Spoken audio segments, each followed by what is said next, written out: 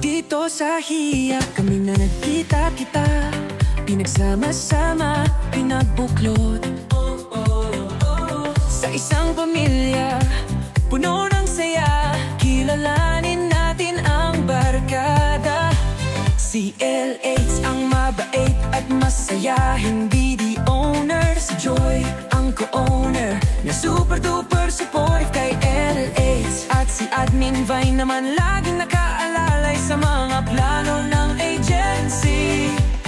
Iba't iba man ang pinanggalingan, hindi kami magkakadugo pero magkakapatid. Sa kalokohan kami open-minded, mga admin na malalakas ang trip, nagbabadagulan at nagtatawanan.